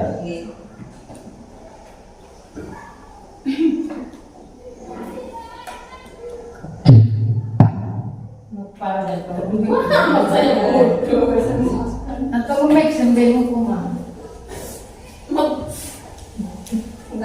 Jadi begitu. Jadi saya ingin bahas tentang apa sih yang harus kita perbuat sekarang menurut pendapat dari ibu-ibu di sini yang sudah masuk kakinya di sini. Apa yang terbaik di situ? Ya, sehingga teori apa namanya itu Ki Hajar Dewantara, falsafah hidupnya, ajaran-ajarannya kita bisa terapkan di sekolah ini. Nah, jadi kalau kita lihat di sini, ibu-ibu sudah berjalan 2 bulan. 2 kurang lebih ya, 2 bulan. 2 bulan kurang lebih. Nah, yang perlu dapatkan di sini, ya, dan perlu dapatkan di pelatihan ini, alhamdulillah bisa saya melihat itu walaupun masih dalam proses. Ya, karena kenapa? Ya, karena kenapa? Saya membahas ini tentang hukuman. Itu yang harus dibahas sebenarnya di sini. Itu poin saja di hukuman saja. Ya. Ya, dan kalau masalah teori dan lain sebagainya itu tidak sedikit dan penting hukuman saja. Siap. Oke, baik, terkait dengan penghukum. Apa yang disampaikan sebelumnya saya ucapkan terima kasih atas tanggapannya. Begini, apa yang dipikirkan Abang Guru Eka, apa yang dirasakan Abang Guru Eka tentang hukum itu pada saat penjelasan materi ini kepada saya itu pun sama dengan yang tadi hukum bahwa tidak boleh menghukum anak. Ketika di hadis saja sudah anak yang tidak sholat sampai umur sekian tahun, itu sempat saya tanyakan sama instruktur juga. Tanggapannya seperti ini. Penghukum tadi sudah dijelaskan bahwa akan berdampak pada diri anak tersebut ada dendam, karena beda-beda orang, beda-beda karakter. Kita semua pendidik maupun anak didik kita, murid kita itu memiliki karakter yang berbeda. Nah, untuk mengurangi sikap menghukum kita ini, itulah dimunculkan tadi langkah-langkah posisi kita sebagai manajer dengan langkah-langkah keyakinan, membuat keyakinan kelas. Kemudian ketika ada masalah di dalam kelas maupun di sekolah tersebut, dengan segitiga restitusi ini tidak langsung kita kasih hukuman. Itu maksudnya Bang Guru. Pemahaman saya sampai saat ini seperti itu. Maka saya mencoba memahami dari penjelasan dari fasilitator saya, dari instruktur, bahwasanya tujuan dari tidak melaksanakan posisi penghukum di sini adalah bagaimana supaya anak tersebut tertanam dalam dirinya bahwa kegiatan selama di sekolah sampai dia terjun ke masyarakat itu adalah suatu proses pembelajaran yang bisa dia terapkan tanpa ada hal yang mendendam, tanpa ada hal yang dia tersakiti, tanpa ada hal yang membuat dia terpaksa. Itu pemahaman saya sampai saat ini. Makanya kami akan berusaha mencoba terapkan beberapa keyakinan kelas yang ada di sekolah ini, mungkin dengan cara tidak menghukum, mungkin dengan cara bersikap berposisi sebagai manajer bisa membawa dampak positif dan akhirnya budaya positif itu terlaksana di sekolah kita ini. Itu mungkin dari Tiang, mungkin ada tambahan dari Ibu Guru Rini, silakan. Baik ya, tadi Bapak Eka membedakan ya, atau bagaimana kita supaya kita tidak menghukum, begitu pertanyaannya atau bagaimana? Pertanyaannya lagi sekali, ya. Jadi di sini ya, yang kami dapatkan di CGP itu pemaparan atau pengimplementasian kami terhadap siswa kita di sekolah, yaitu bagaimana supaya kita tidak di posisi penghukum di sini kan. Makanya kita mengadakan keyakinan kelas tersebut. Di sini mungkin membedakan bagaimana antara hukuman dan konsekuensi, mungkin belum paham ya. Bagaimana hukuman dan bagaimana yang konsekuensi. Di sini hampir mirip soalnya Bapak Ibu antara hukuman dan konsekuensi. Jadi kalau hukuman ini secara langsung ya Ibu ya, secara langsung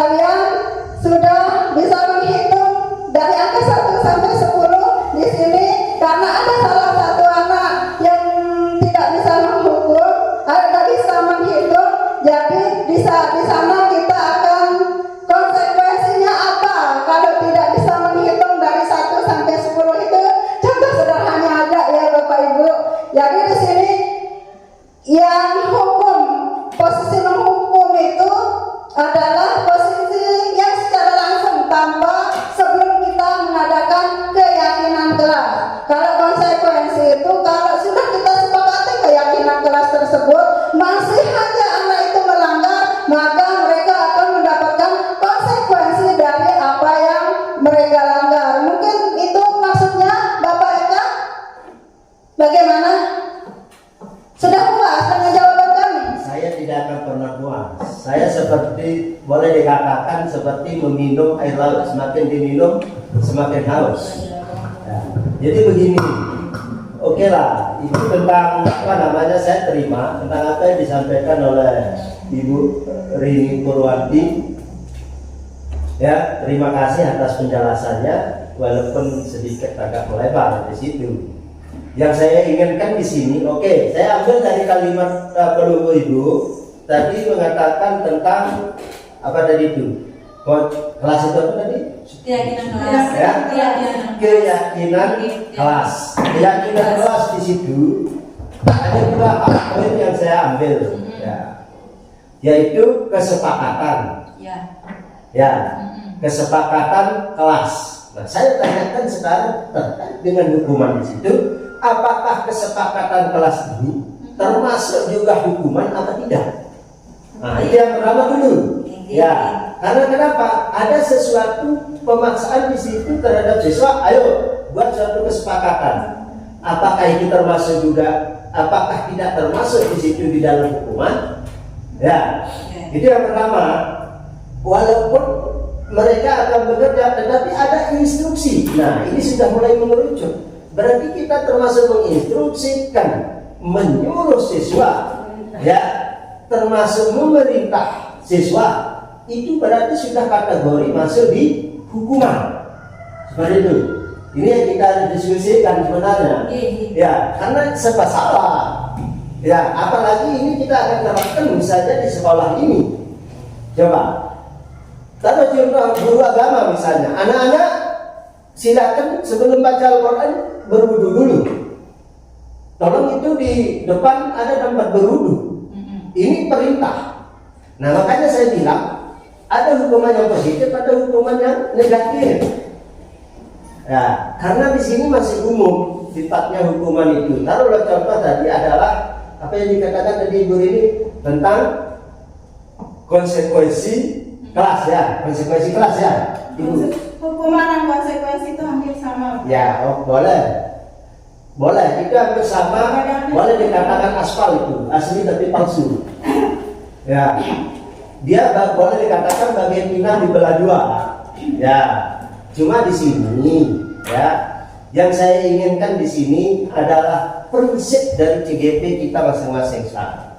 Boleh itu yang disampaikan adalah teori, boleh dikatakan itu adalah dari pansel dan sebagainya. Yang saya inginkan sekarang adalah terhadap ibu-ibu yang sudah masuk di CGP ini ada konsep prinsip tersendiri di situ. Bukan berdasarkan teori atau bukan berdasarkan gunanya ibu-ibu duluan masuk di CGP.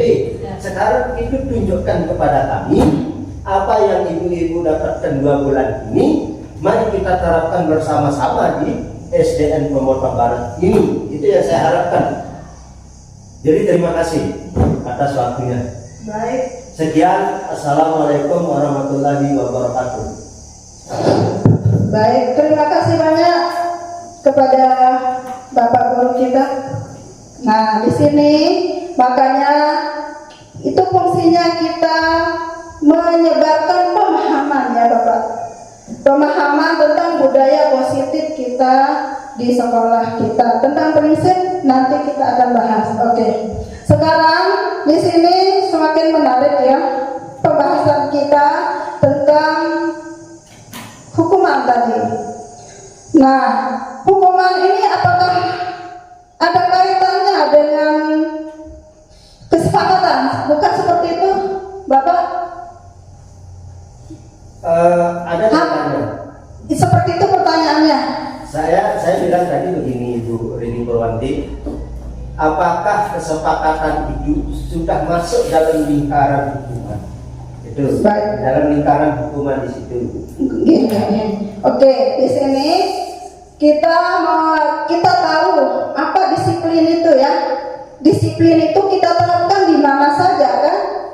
Entah itu di sekolah, di rumah, di jalan, di mana saja disiplin itu. Disiplin itu apa sih? Nah, ini kaitannya dengan disiplin. Itu adalah menuntun. Sebenarnya disiplin itu tuntunan untuk bisa mengontrol diri kita. Banyak yang mengatakan disiplin itu adalah peraturan yang harus kita taati. Banyak yang mengatakan disiplin itu adalah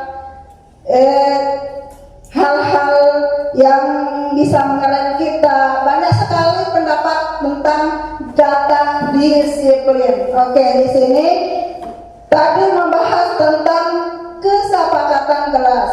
Nah, di sini kesepakatan kelas itu hampir sama menurut Bapak Eka ya, hampir sama dengan hukuman. Menurut saya tidak sebenarnya. Kedisiplin apa? Tadi kesepakatan kelas itu sebenarnya adalah peraturan atau disiplin, tidak paksaan. Makanya di sana ketika kita membuat kesepakatan kelas atau keyakinan kelas, tidak kita paksa anak, Bapak ya, kita tidak paksa anak harus kamu ikuti ini, tidak. Peraturan itu anak yang akan menentukan. Ya, itu akan menjadi rem untuk anak itu, yang akan menjadi tuntunan untuk anak itu untuk bisa mengontrol dirinya, Bapak ya. Jadi kesepakatan kelas ini bisa termasuk peraturan-peraturan yang anak sendiri yang akan menentukan. Kita tidak memaksa. Jadi itu bukan termasuk hukuman karena tidak ada paksaan dari kita. Kita hanya menuntunnya. Ini peraturan-peraturan yang akan kita jalani, yang akan menjadikan rem atau tuntunan untuk kita bisa mengontrol diri. Hampir sama dengan disiplin. Ya, mungkin itu Bapak. Terima kasih dari saya. Selanjutnya. Sebentar Ibu Guru Roski, yang tambahkan terkait Abang Guru tadi mengenai hukuman kesepakatan kelas. Sebenarnya begini, kesepakatan kelas itu kita buat sebenarnya begini, kita dengan anak berdiskusi untuk membuat kesepakatan kelas mana yang akan kita jadikan keyakinan kelas. Nah, ketika anak tersebut melanggar dari keyakinan kelas tersebut, kita tidak akan melaksanakan hukuman, laksanakan penyelesaian solusi, mencari solusi dengan restitusi tadi, segitiga restitusi tadi. Tidak kita langsung begini, ketika dia melanggar tidak pakai sepatu, saya contohkan lagi dengan tidak pakai sepatu, kita tidak langsung hukum penjelok, menjaga atau bagaimana, tidak seperti itu. Solusinya adalah dengan melakukan segitiga restitusi tadi. Akan dari segitiga restitusi tadi akan ketemu sebab alasan kenapa anak itu tidak menggunakan sepatu. Setelah kita tahu alasannya, nanti kita berdiskusi dengan anak itu untuk menemukan solusi supaya dia bisa menggunakan sepatu itu. Itu sebenarnya Bang Guru. Beda ketika kita sudah ada kesepakatan kelas, kita tidak akan laksanakan hukuman. Intinya seperti itu. Kita akan melakukan posisikan diri kita sebagai manajer. Intinya seperti itu. Itu Bapak Guru. Mungkin bisa dipahami atau masih ada yang Tambahnya sedikit ya supaya lebih paham. Sedikit maaf. Ini tentang hukuman tadi. Jadi menghukum itu, tolong disampaikan Bapak Guru. Ya, jadi menghukum itu adalah menyakiti secara verbal maupun fisik. Ya, itu kalau hukuman secara fisik misalnya menjewer, secara verbal misalnya dengan kata-kata kasar, ya itu bedanya. Itu bedanya. Terus, oke. Itu menyampaikan itu terima kasih ya, secara fisik dan lain sebagainya. Tadi di awal Ibu Guru Faizah Habibatul Husna menyampaikan pengertian tentang hukuman apa saja di situ dan sebagainya. Ini bertolak belakang lagi. Oh ya. Ya. Tadi begini, yang makanya tidak disampaikan di situ. Dimisalkan mengharde, agak memaksa siswa, dia oke lah, kesepakatan di situ ada. Nah, kesepakatan misalnya tadi kesepakatan kelas, ya, kesepakatan kelas di situ sudah disepakati, dimufakatkan di situ, ya. Sekarang, dikala proses itu terjadi, ya, kita kembali ke pengertian hukuman yang awal Ibu sampaikan, teori hukuman itu, ya ini bertolak belakang lagi. Nah, misalnya begini, ada apa dia bilang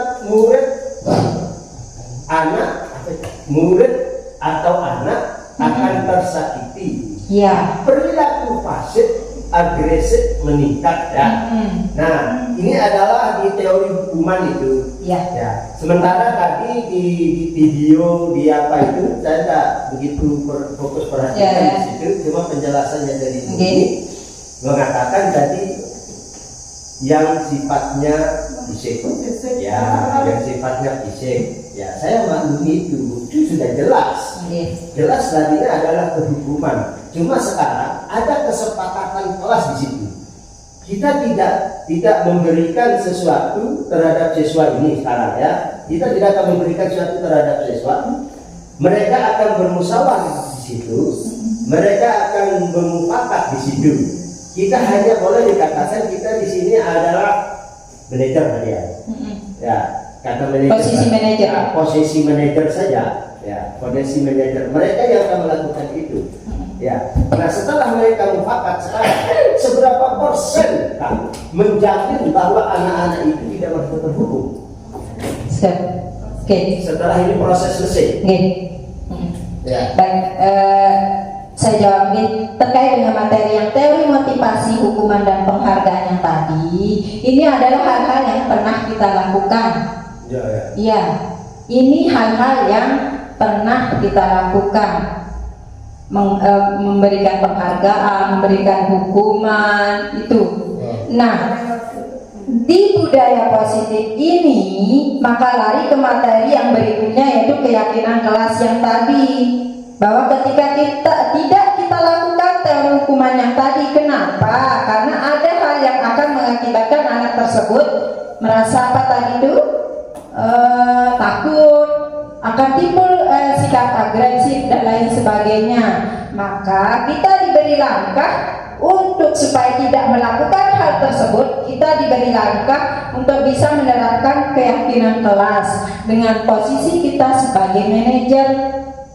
Bisa masuk ke dalam. Begini, kita kan rata-rata saya pernah melakukan hukuman.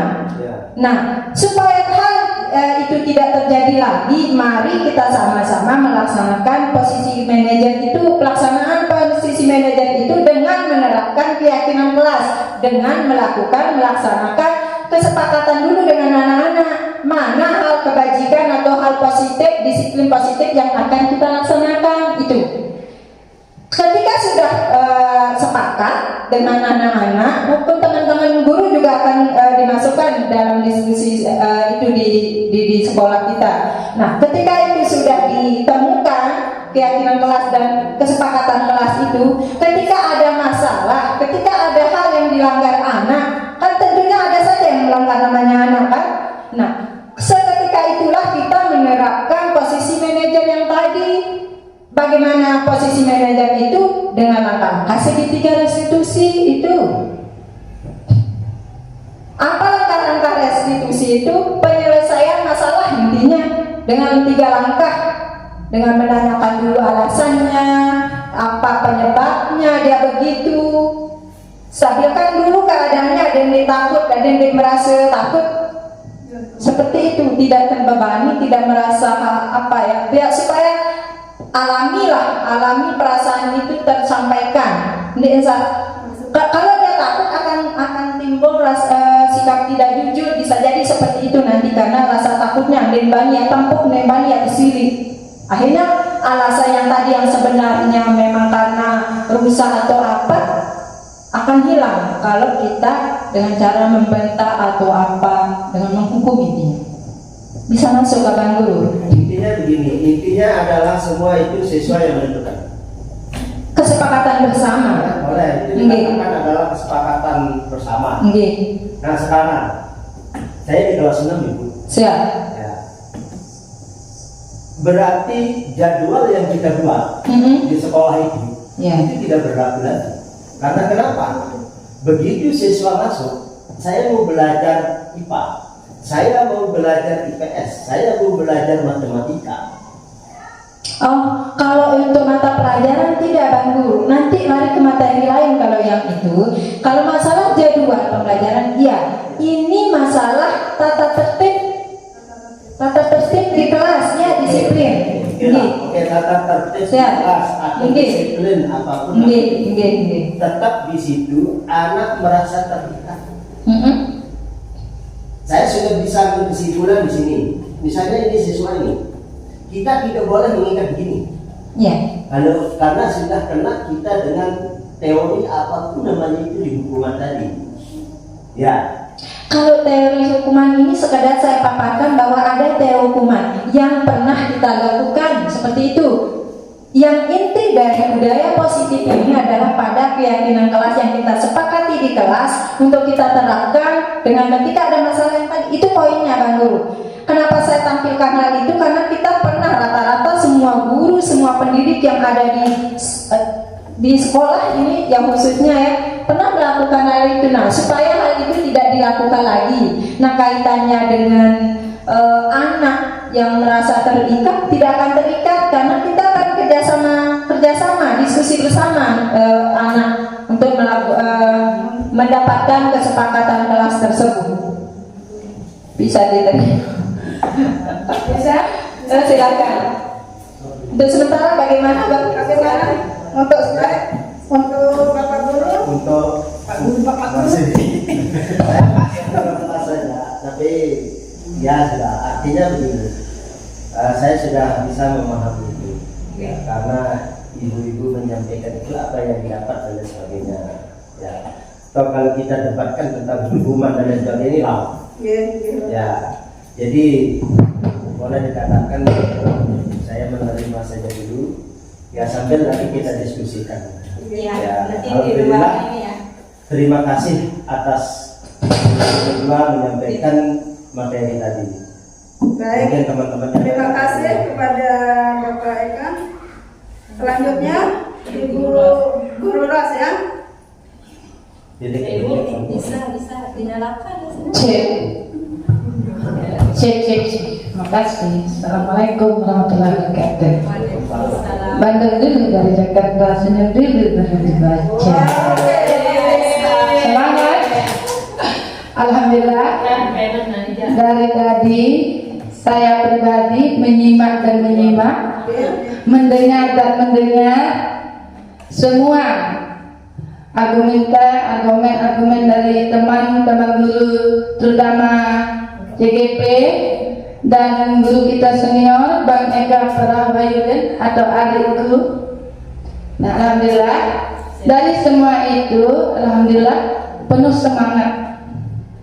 Dan mudah-mudahan dengan semua ini hasil dari pelatihan CGP yang dilakukan oleh Ibu Kepala dan teman kita Bu Reni Perwati ada kemajuan yang utama khususnya untuk sekolah kita dan pribadi kita masing-masing, dan tujuannya memang lagi menjalankan apa yang namanya pendidikan. Namanya pendidikan masih belajar kan, belum tentu harus dipukul palu Pak Eka.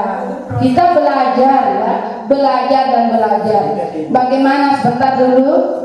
Bagaimana cara membimbing, mendidik, dan mengayomi anak didik kita. Dulu, terutama pribadi saya, mengena sekali namanya hukuman. Kalau dipanggil anak-anak kita ini, ayo sini, diam. Ayo bantu kita, diam. Pas dihadik, baru dia berkunjung ke kita. Nah, mungkin sistem Pak Eka karena hukuman kita yang dapat dari guru-guru kita terdahulukan semua sama. Kita juga alumni hukuman dari guru kita, tapi semua itu kita ambil hikmah, kita ikhlas menerimanya. Makanya barokah yang kita dapati, kita menjadi pendidik guru yang senior, guru yang teladan, guru yang kreatif, guru yang positif. Nah, hilangkan yang negatif itu tujuannya. kita ambil. Kalau kita selalu saling mendebat, itulah kemajuan zaman. Tidak heran kayak itu, berarti calon TGP yang terbaik besoknya. Nah, hukuman, kita kembali ke hukuman. Semua itu kembali pada metode pendekatan terhadap anak didik kita. Saya pribadi membentak, kadang-kadang marah, emosi dengan sikap anak, aku jujur. Tapi dari saran dan pelajaran yang diberikan oleh teman-teman tadi, alhamdulillah ada pemikiran saya. Tidak selamanya kata membentak, kata marah, kata menghukum akan menyelesaikan masalah. Tapi disinilah metode pendekatan untuk menyelesaikan masalah. Gimana Bang Eka? Jangan kita terpaku sama menghukum. Disinilah kita ganti menghukum itu dengan mendekatkan diri. Seperti apapun yang kita minta sama Allah Subhanahu wa taala sesuai dengan hadis yang kita sama Pak Eka dan teman-teman guru. Kalau kita minta sesuatu itu harus mendekatkan diri, lebih khusyuk, lebih penuh kasih sayang. Disinilah kalau mau yang lebih sehat, lebih yang baik kita dapatkan dari Sang Pencipta, kita harus khusyuk mendekatkan diri. Begitu juga dalam siswa kita mendekatkan diri, jangan asal kita membentak dan menghukum saja. Itu mungkin tujuannya dari teman-teman yang berdua di depan ini. Alhamdulillah ada kemajuan, peningkatan. Mudah-mudahan selanjutnya, terutama pribadi saya, memetik hasil ilmu dari beliau-beliau. Hanya ini poinnya, metode pendekatan harus diterapkan baik terhadap diri pribadi saya, terutama nyadar diri, koreksi diri, introspeksi diri. Itulah sebagai pendidik yang bagus, menjadi sekolah yang mawaddah warahmah.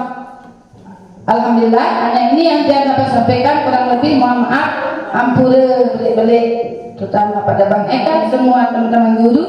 Assalamualaikum warahmatullahi wabarakatuh. Waalaikumsalam warahmatullahi wabarakatuh. You ready?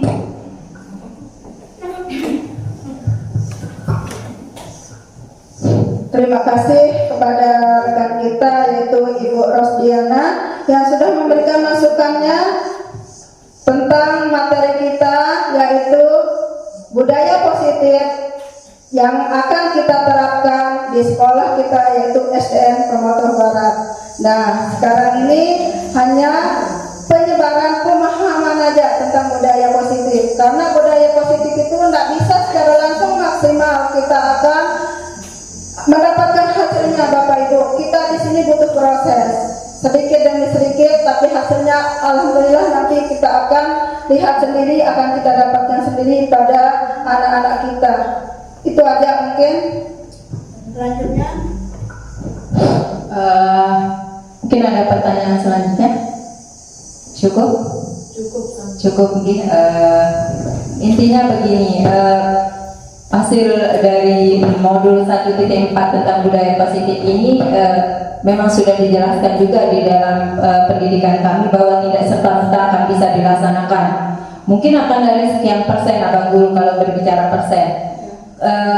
Intinya bisa kita coba menerapkan hal yang positif yang disampaikan Ibu Guru Ros tadi. Mari kita sama-sama, mungkin terkait dengan penghukum tadi bisa kita diskusikan di luar kegiatan yang ini ya Bang Guru Eka. Boleh ya? Kalau tidak ada pertanyaan atau saran yang lain, kita cukupkan sampai di sini.